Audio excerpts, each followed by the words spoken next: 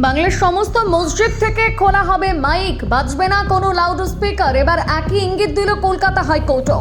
অভিযোগ ছিল রাজ্য জুড়ে নাকি বেছে বেছে 4000 মসজিদ থেকে লাউড স্পিকার খুলে দেওয়া হচ্ছে। হাইকোর্টে করা হয়েছিল জনস্বার্থ মামলা, এবার সেই মামলার রায় শোনালো কলকাতা হাইকোর্ট। কিন্তু কেন এই জনস্বার্থ মামলা? এই মর্মে ভাঙড়ের আইএসএফ বিধায়ক নওশাদ সিদ্দিকীর দাবি, বিভিন্ন জেলা থেকে অভিযোগ আসছে পুলিশ ধর্মীয়, সামাজিক কিংবা রাজনৈতিক অনুষ্ঠানে মাইক ব্যবহারের ক্ষেত্রে নোটিশ দিচ্ছে। ক্ষমতার অপব্যবহার করে মাইক ব্যবহারে বাধা দেওয়া হলে তা গণতান্ত্রিক পরিবেশের পরিপন্থী হতে পারে বলে দাবি করেছিলেন তিনি। কিন্তু রাজ্যের বক্তব্য ছিল সম্পূর্ণ ভিন্ন। মুখ্যমন্ত্রী শুভেন্দু অধিকারীর দাবি, কোনো নির্দিষ্ট ধর্মীয় প্রতিষ্ঠানকে টার্গেট করে এই পদক্ষেপ নেওয়া হচ্ছে না, বরং কলকাতা হাইকোর্টে 2020 সালের নির্দেশ মেনে শব্দ দূষণ নিয়ন্ত্রণে ব্যবস্থা নিচ্ছে পুলিশ।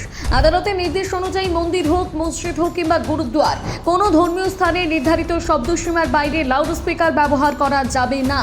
তবে কথা মতো কাজ হচ্ছে কি? কারণ মুখ্যমন্ত্রীর দাবি, রাজ্যের 34টি পুলিশ জেলায় মোট 5299টি লাউড স্পিকার সরানো হয়েছে। এর মধ্যে মসজিদ থেকে সরানো হয়েছে 4203টি, আর মন্দির থেকে সরানো হয়েছে 1096টি লাউড স্পিকার। অর্থাৎ সরকারের বক্তব্য, নিয়ম কোনো একটি ধর্মের জন্য নয়, সব ধর্মীয় প্রতিষ্ঠানের ক্ষেত্রে সমান। কিন্তু বাস্তবে একটার সংখ্যা অনেক বেশি আর একটার অনেক কম। এই পরিস্থিতিতে মসজিদের মাইক খোলার অভিযোগ সংক্রান্ত জনস্বার্থ মামলাটির শুনানি হয় কলকাতা হাইকোর্টে।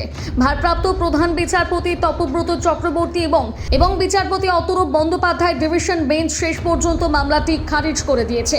ফলে আপাতত আদালতের এই সিদ্ধান্তের পর প্রশ্নটা আরও স্পষ্ট, মাইক খুলে দেওয়া কি কোনো নির্দিষ্ট ধর্মকে টার্গেট করা, নাকি শব্দ দূষণ নিয়ন্ত্রণে আদালতের নির্দেশ কার্যকর করা? এই নিয়ে আপনার কি মতামত জানাতে ভুলবেন না কমেন্ট করে।